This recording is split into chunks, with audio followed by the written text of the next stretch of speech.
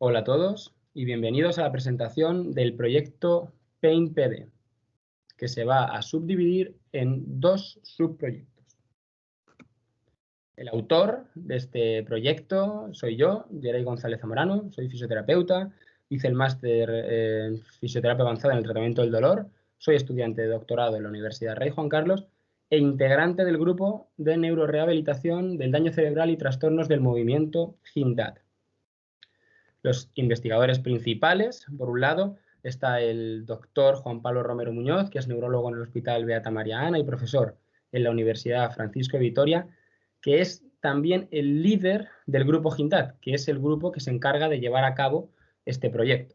El otro investigador a cargo del proyecto es el doctor Josué Fernández Carnero, que es fisioterapeuta y profesor en la Universidad Rey Juan Carlos. Las entidades que colaboran con este proyecto son las universidades Francisco de Vitoria y Rey Juan Carlos y el Hospital Beata María Ana. Lo primero de todo, ¿cuáles son los objetivos de este proyecto PaintPD? Pues lo principal es que queremos tratar el dolor de la enfermedad de Parkinson. Además, queremos hacerlo sin usar fármacos ni terapias que sean agresivas para el cuerpo del paciente.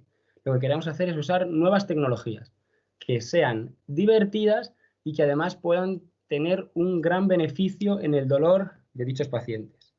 Algo muy importante es que queremos que sea de uso domiciliario. Esto quiere decir que después de este ensayo queremos que se extrapole al uso en el domicilio para evitar todas esas idas y venidas a los centros de salud, que ya sabemos cómo está la situación con el permanecer mucho tiempo en estos centros. Queremos recalcar que esto va a ser siempre complementario al resto de tratamientos. No queremos sustituir a la fisioterapia ni a la medicina, solo queremos ser un complemento de esos tratamientos que ustedes van a seguir llevando a cabo. ¿Por qué es importante este tema del dolor en la enfermedad de Parkinson? Pues lo primero, quiero decir que no son únicos en esto de sufrir dolor por el Parkinson, ya que hasta el 85% de las personas con Parkinson pueden sufrir algún tipo de dolor. Además, de ese 85%, el 42%, es decir, casi la mitad, lo sienten moderado severo. Si pusiéramos una escala del 0 al 10, estaría ese 42% entre el 5 y el 8 sobre 10 de dolor, lo que es mucho. Además, con la pandemia de la COVID-19, el dolor se ha hecho más frecuente. Es decir, se hizo un estudio en España y se vio que muchísimos pacientes con enfermedad de Parkinson tuvieron dolor todos los días de la pandemia. También es importante por el desconocimiento que hay. No se sabe mucho sobre por qué duele en el Parkinson y es lo que queremos también estudiar con este proyecto, ya que los fármacos han fracasado en su tratamiento y además tienen evidencias contradictorias. Por supuesto, también queremos limitar esa toma de fármacos por todos los efectos no deseados o efectos adversos que pueden generar dichos fármacos. Un poco de educación en el dolor en el Parkinson. Bueno, pues como he dicho antes, no se sabe bien por qué duele el Parkinson, pero hay diversas hipótesis dentro de la evidencia científica. La primera hipótesis se resume en que podría haber una alteración en los nervios periféricos. Los nervios que van por el cuerpo podrían tener alguna alteración, alguna degeneración y podría fomentar a que la información que llega al cerebro esté aumentada y por tanto se crea más dolor en el cerebro. Otra de las hipótesis pueden ser complementarias, no tienen por qué ser una u otra. Esta sería que hay una alteración en la sensibilidad al dolor. Es decir, ante un estímulo que llega al cuerpo, el cuerpo del paciente y el cerebro lo notan más exagerado de lo que en realidad es. Es más sensible al dolor el cuerpo del paciente con Parkinson. Y la última de las hipótesis, en la que nosotros creemos bastante, es que hay una alteración en la percepción y en la interpretación del dolor. Va a llegar una información nociceptiva, que se llama, que es cuando llega la información dolorosa, por así llamarlo, de los tejidos. Va a llegar al cerebro y esa información no va a crear el dolor directamente. En el cerebro van a aparecer otros tipos de informaciones, como por ejemplo las emociones, que pueden ser positivas y negativas. Las emociones negativas perpetúan el dolor, en el Parkinson son muy comunes los rasgos depresivos y los rasgos ansiosos, y también van a llegar ciertas cogniciones que no tienen por qué ser verdad. Cogniciones serían pues creencias, por ejemplo, catastrofistas, o creencias de que el paciente tiene algo, que cree que tiene algo en el cuerpo que es incurable y que le va a generar un dolor durante el resto de su vida. Pues todas esas cogniciones negativas y esas emociones negativas van a mezclarse en el cerebro con la información que llega de los tejidos, y el paciente, el cerebro del paciente, la va a percibir y a interpretar toda junta y va a sacar hacia el cuerpo una respuesta dolorosa, que en este caso puede ser una respuesta desproporcionada. Además, hay que tener en cuenta que se produce un proceso de aprendizaje del dolor. ¿Y por qué? ¿Por qué pasa esto en la enfermedad de Parkinson? Pues se cree que puede ser por esa degeneración nerviosa de las vías dopaminérgicas, de las vías que llevan la dopamina, que ya sabemos que en el Parkinson están afectadas, pero además degeneración de otras estructuras que no son dopaminérgicas, no tienen que ver con la dopamina, pero sí que están relacionadas con la mediación del dolor, con la regulación del dolor. Vale, y esto entonces, a nivel cerebral, ¿qué desencadena? Pues bueno, hemos visto que los pacientes con Parkinson, sobre todo cuando están en estado off, es decir, cuando la medicación dopaminérgica no está actuando, comparten una característica con las personas que tienen dolor. Y es que la capacidad de excitarse del cerebro, sobre todo en un área que llamamos corteza motora primaria, es un área que manda muchas informaciones para el movimiento y para que actúen otras zonas del cuerpo, como por ejemplo zonas que regulan el dolor, pues tiene una capacidad de excitación más baja. ¿Qué quiere decir esto? Si no está muy excitada esa zona, no manda información suficiente para que el cuerpo regule el dolor. Entonces, ¿qué queremos hacer nosotros? ¿Cuál es nuestra diana terapéutica? Pues esa corteza motora primaria, que hemos dicho que es la que se encarga de controlar la excitabilidad del cerebro. Queremos hacer el cerebro más excitable para que pueda controlar mejor ese dolor. Vale, hemos acabado la parte de educación del dolor en la enfermedad de Parkinson y qué queremos, dónde queremos actuar. Esto, por supuesto, sabemos que es difícil y vamos a estar disponibles para cualquier duda o aclaración que necesiten.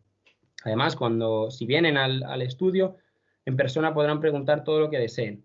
Ahora vamos a ir un poco a lo que es el estudio. ¿Qué consiste? ¿En qué consiste participar? Lo primero, vamos a tener 2 sesiones de valoración inicial, que van a ser siempre jueves y viernes, cada una de 1 hora. Podríamos haber hecho un día, 2 horas, pero iba a ser muy pesado. Entonces, 2 días, jueves, viernes, de pruebas de valoración. Luego, de lunes a viernes de esa siguiente semana, luego un descanso de sábado y domingo y otra vez lunes a viernes otra semana, vamos a hacer 10 sesiones de tratamiento. Los tratamientos van a ser muy rápidos, van a ser entre media hora y 45 minutos.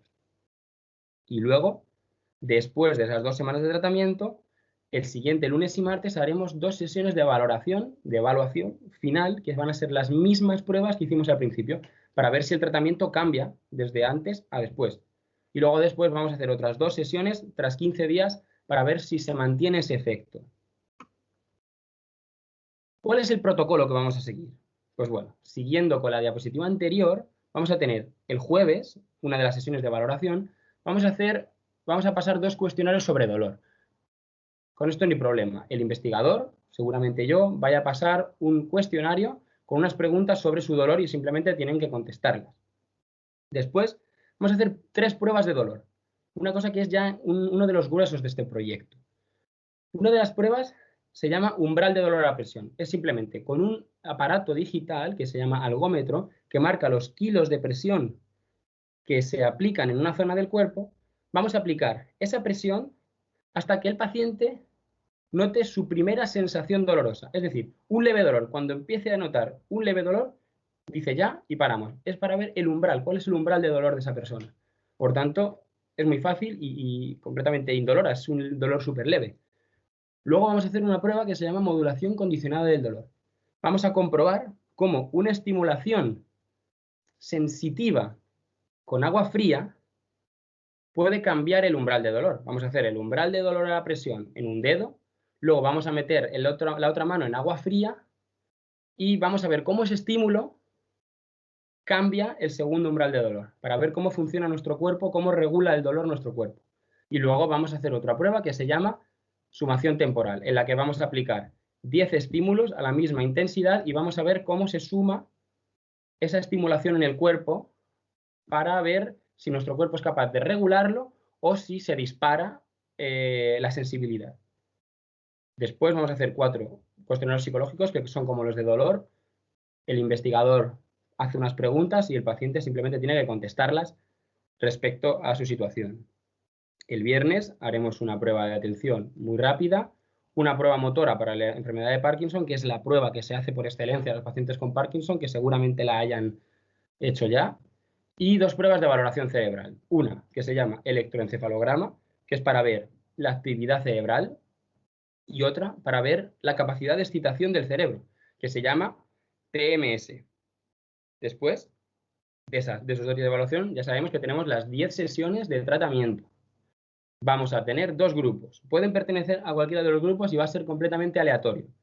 Pueden participar en un grupo experimental, que es donde se va a realizar la terapia, que ahora después la voy a explicar, u otro grupo, que es el grupo control. Es un grupo placebo. Es un grupo que se va a hacer una simulación de la terapia, pero sin hacer terapia real. Esto sirve para comparar los efectos entre la terapia real y la no terapia. Pero nadie va a saber quién tiene cada intervención para que los resultados sean válidos. Después, la evaluación final es exactamente la que la inicial.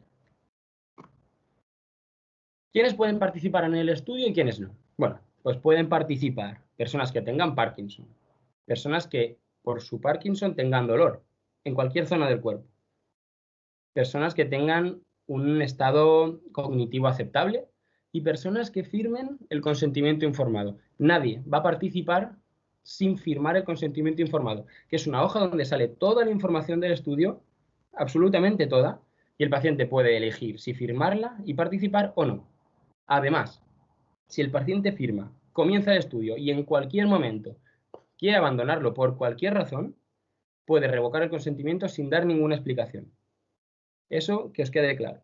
Es completamente libre participar y es completamente libre salirse del estudio.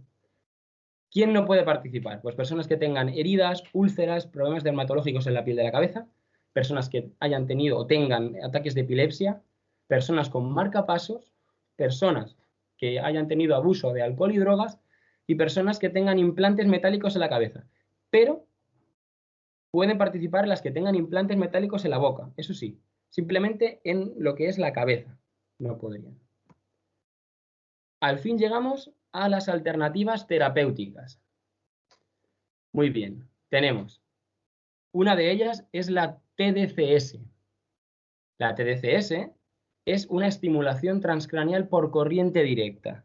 ¿Qué quiere decir? Vamos a poner un casco con unos electrodos que van a mandar una corriente muy débil al cerebro del paciente durante solo 20 minutos y es una corriente muy débil, lo que he dicho antes. Es 2 miliamperios. Prácticamente ni se siente. Como mucho se siente un hormigueo en la piel. Lo bueno es que es una técnica segura y no molesta. ¿Y por qué utilizamos la TDCS?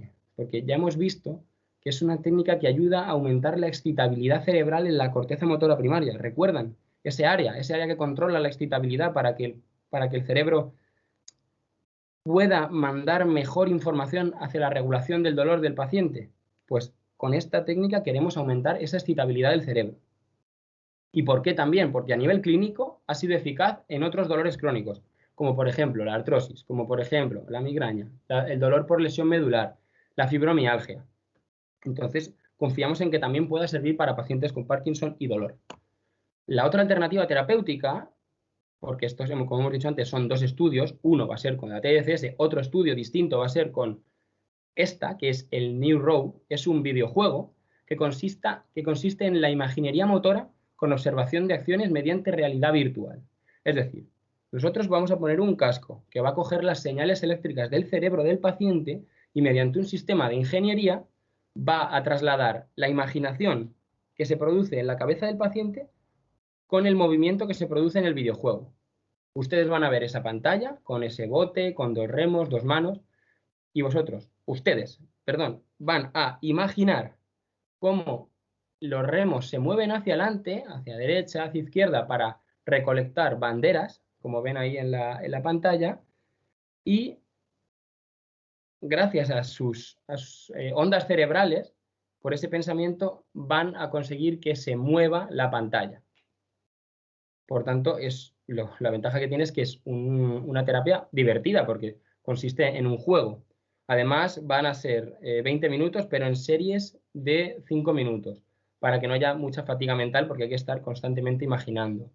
¿Por qué queremos utilizar esta alternativa? Bueno, pues porque se aumenta también la excitabilidad cerebral en ese área que hemos comentado antes, la corteza motora primaria, es lo mismo que con la TDCS, pero además se ha visto que con la imaginación del movimiento se pueden activar los mismos circuitos cerebrales que cuando se realiza el propio movimiento o el propio ejercicio físico, por lo que es muy interesante, porque el ejercicio físico se sabe que mejora el dolor.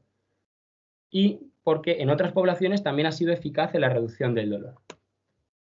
Para mayor seguridad de los pacientes y de sus terapeutas y sus familiares, tenemos que decir que los protocolos, estos dos protocolos, tanto el de TDCS como el de imaginería motora, han sido publicados en una revista científica de alto impacto y, por tanto, también han sido aprobados por un comité ético institucional. A partir de esta página se puede acceder a leer ese documento, está en inglés, pero para que vean que es completamente científico y riguroso. Para participar, pueden ponerse en contacto mediante 2 correos. El correo de uno de los investigadores principales, el líder del grupo, p.romero.prof@ufv.es, es el correo del doctor Juan Pablo Romero, y mi correo personal, mi correo institucional, y.gonzalez@alumnos.urjc.es.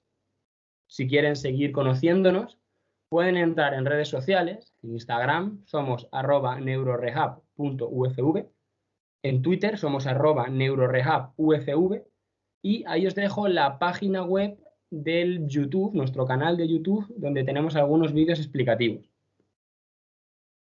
De todas maneras, vamos a dejar en la descripción del vídeo una serie de links para que puedan acceder a todas estas plataformas.